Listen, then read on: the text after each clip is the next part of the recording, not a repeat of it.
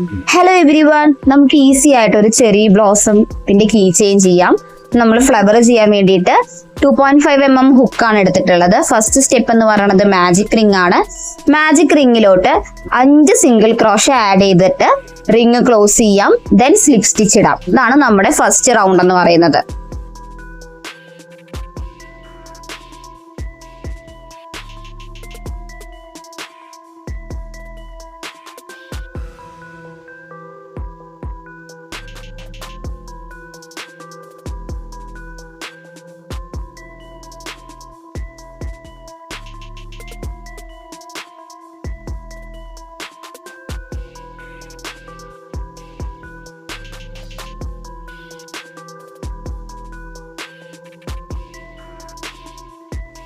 നമ്മൾ ring close ചെയ്തു.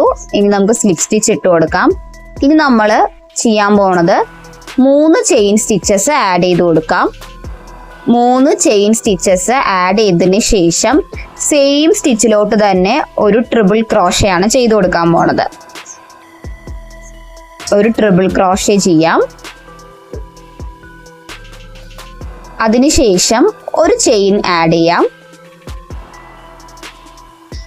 അപ്പോൾ 3 ചെയിൻ, ഒരു ട്രിപ്പിൾ ക്രോഷേ, വീണ്ടും ഒരു ചെയിൻ ആഡ് ചെയ്തിട്ട് നമ്മുടെ ട്രിപ്പിൾ ക്രോഷയുടെ ടോപ്പ് പൊസിഷനിൽ ആ ടോപ്പിലൂടെ നമ്മൾ ഒരു സ്ലിപ്പ് സ്റ്റിച്ച് ഇട്ട് കൊടുക്കാം.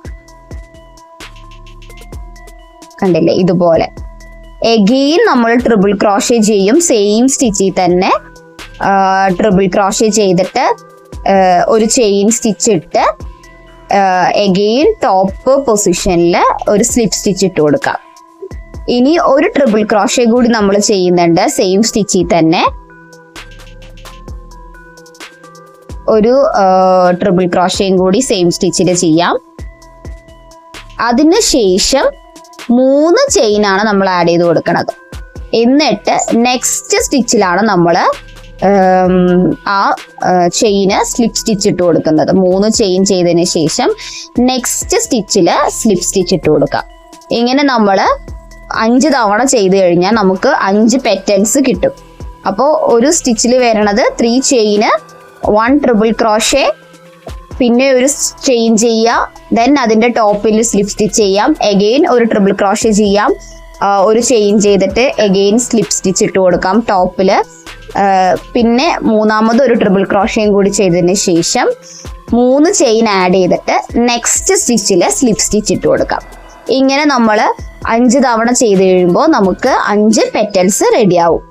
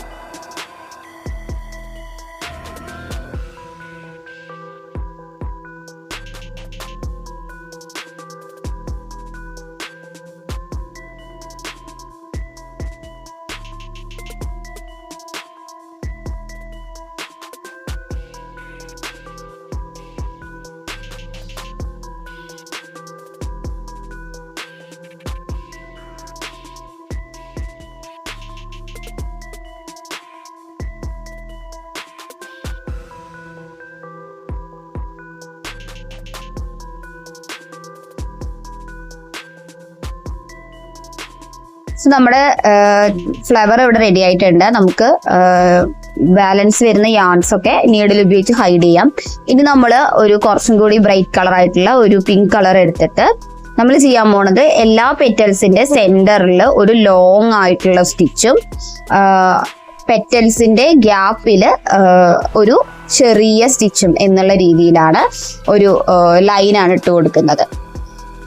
പെറ്റൽസിന്റെ നടുവിൽ ലോങ് ആയിട്ടുള്ള ലൈനും നമ്മുടെ പെറ്റൽസിന്റെ ആ ഒരു ദേ കാണുന്ന ഈ ഒരു പൊസിഷനിൽ ഷോർട്ട് ആയിട്ടുള്ള ലൈനും, അങ്ങനെ നമ്മൾ ഈ ഒരു ഫ്ലവർ കംപ്ലീറ്റ് ചെയ്ത് കഴിയുമ്പോൾ നമുക്ക് നമ്മുടെ ഫ്ലവറിന്റെ ഫുൾ പാറ്റേണും കഴിയും. പിന്നെ നമുക്ക് വേണമെങ്കിൽ ലീഫ് ആഡ് ചെയ്യണമെങ്കിൽ ലീഫ് ആഡ് ചെയ്യാം. ഞാനിവിടെ സിമ്പിൾ ആയിട്ട് ഒരു കീ ചെയിൻ മാത്രമാണ് ആഡ് ചെയ്ത് കൊടുക്കുന്നത്.